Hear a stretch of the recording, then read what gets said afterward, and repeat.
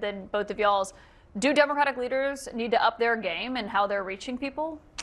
This is the master of social media. I'll let her answer that. Well, I think to Bernie's point, we're successful in these mediums when we're clear about what we believe. And whether in the great diversity of our country, in the very different perspectives that we may have, I know very concretely what I believe. Bernie knows very concretely what he believes, that healthcare is a human right, and that the minimum wage should be a living wage in this country, that public colleges and universities should be tuition free, that no person in this country, in the wealthiest nation in the history of the world, should be too poor to live.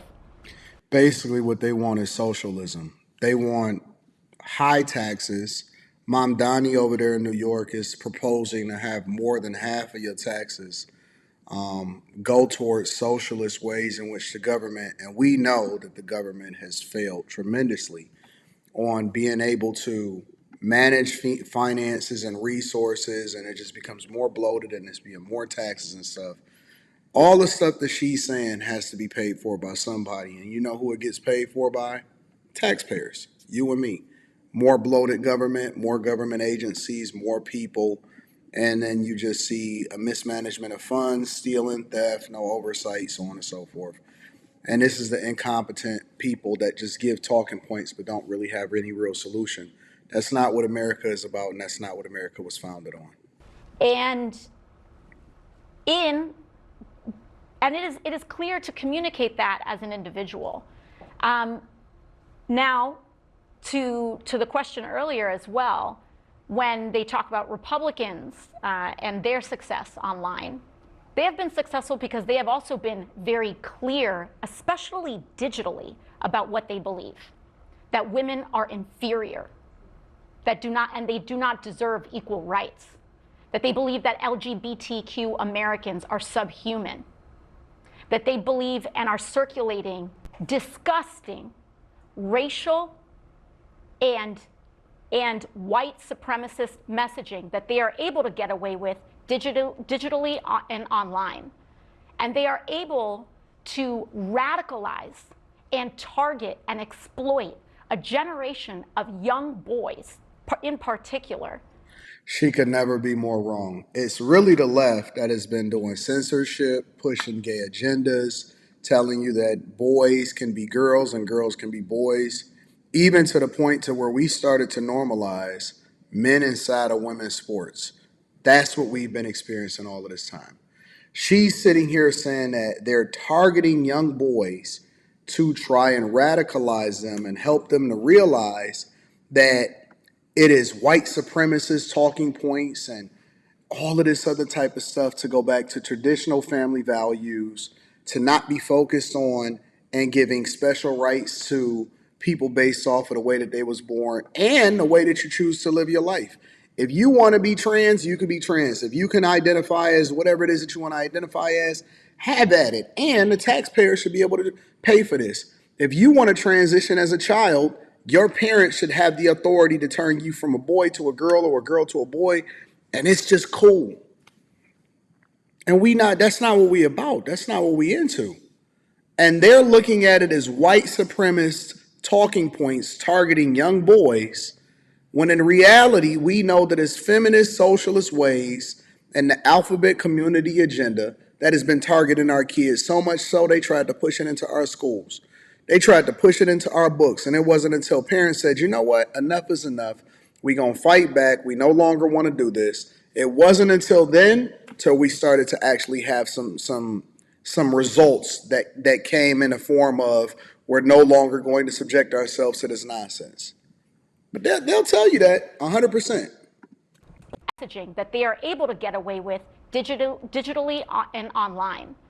And they are able to radicalize and target and exploit a generation of young boys in particular away from healthy masculinity and into an insecure masculinity that requires the domination of others who are poorer, browner, darker, or a different gender than them.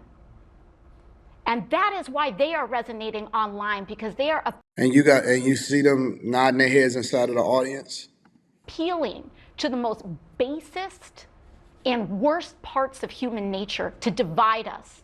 And why to divide us? So that the same people who own those platforms, people like Elon Musk, Peter Thiel, Mark Zuckerberg, that these people can continue to get away with highway robbery in tax cuts and in order to fleece all of our pockets, cut our health care, keep our wages low so that we remain fighting amongst ourselves while they make themselves richer. She's literally making it up as she go along.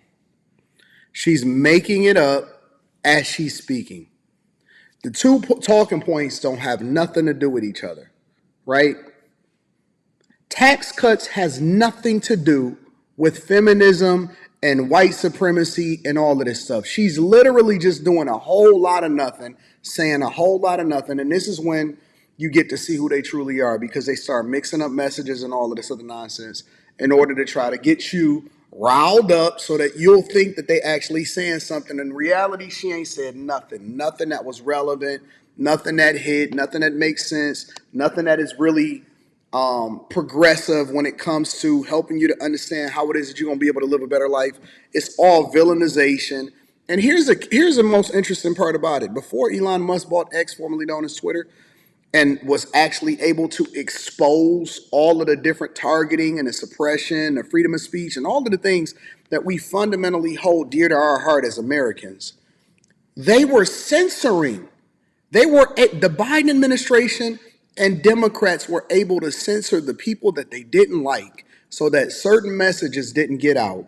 And it took somebody to have some balls that stood for more than just money to buy a platform, whether you agree with them or not, to uncensor. It's funny because they are able to get their messaging off on that same platform and he doesn't censor them. They just mixing up a bunch of messages that don't even mean anything. And so in order for us to fight back against that, we must be clear about what we believe, have strong beliefs, and also be completely unwilling to bow to that kind of division and stand in solidarity with one another, especially when it is someone whose culture is different from ours or whose background we may not entirely understand, but that we honor, love, and see as our fellow Americans. Representative Ocasio-Cortez, Senator Sanders, we have a lot more questions for both of you. So this is what y'all got to deal with. These are your leaders. These are the people that ultimately want to become president of the United States of America. These are the people that are of the radical left. And, you know, they appeal to feminists. They appeal to white apologists. They appeal to people that don't know any better. They always trying to target people that are young because they know that in these indoctrination camps that we call universities, which is nothing but universities, is not even the same as it was in yesteryear. The college experience was not to try to radicalize you or to try to convince you to think a certain way. It was to give you the opportunity to think for yourself and explore the possibilities of what if. It was supposed to give you the opportunities to grow and become super successful, and also empower you to have conversations with people that didn't look like you so that you wouldn't limit yourself and the opportunities that would be presented to you. It wasn't to teach you to be a victim.